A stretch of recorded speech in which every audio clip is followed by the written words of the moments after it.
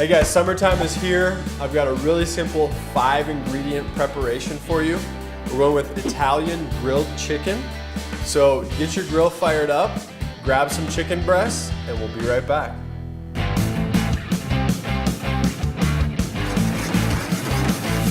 Woo!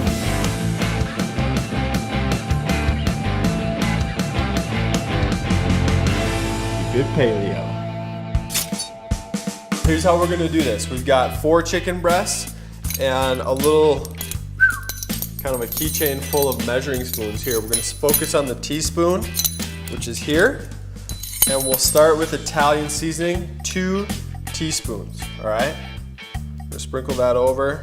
Then we'll go 1.5 teaspoons of salt,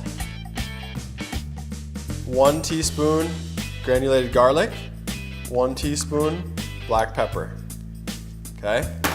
From there, we're gonna do the juice and slices of 2 lemons. Slice the lemons like that. And then I'll take all those slices and squeeze them. Okay? Olive oil.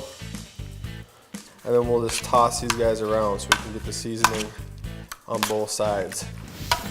Little plastic wrap over the top. Hit that in the fridge up to 3 days on that, all right? Some of the lemon juice is gonna denature, kind of start cooking the chicken a little bit, but that's okay, because it also acts as a tenderizer, and the longer you let it marinate, the more you'll experience that. So about 3 days is right for me.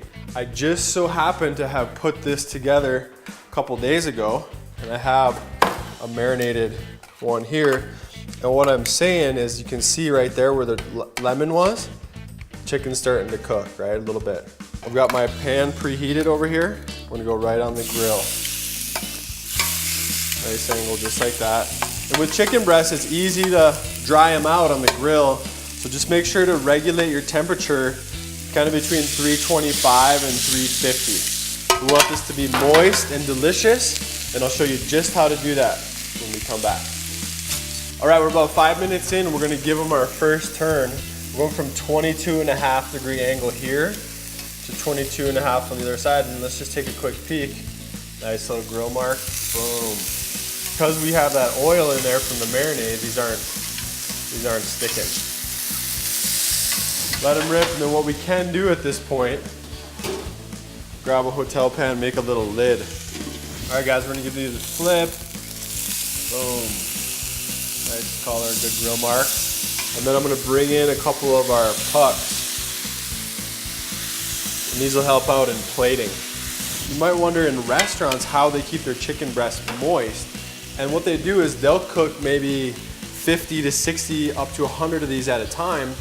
And once they're at about 140, you can actually take them off the grill, put them all in a big bowl or a pan, wrap it with plastic, and the residual heat from the outside of each breast will finish cooking that. And it's a super moist finish, tons of juice in the bottom. It's an awesome way to do it. When you're limited to 4 breasts, it doesn't work as well, but we could take these off in a bit, wrap them in plastic, and let them finish that way. But we just might do that. So stay tuned, we'll see what happens. All right guys, we just temp them up.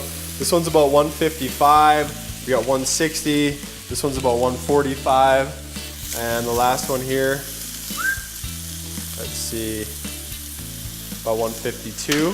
So what we're gonna do is that technique I was telling you about, we'll take the ones that are most done, put them there on the plastic wrap, boom, boom. Beauty, right? We'll let that rest 5 minutes and then we'll plate. Okay, here we are, we're gonna plate it up. We got 3 of our butternut squash pucks. Bring up our little chicken pouch. Let's just cut it like this on a nice bias. A little dollop of our basil aioli. Our fried basil leaf, baby.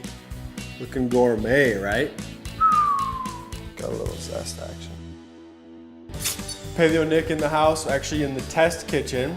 We got our bacon wrapped butternut squash pucks, Italian grilled chicken. We've got our pesto aioli. We've got our fried basil leaf. We're doing what we can to keep it paleo.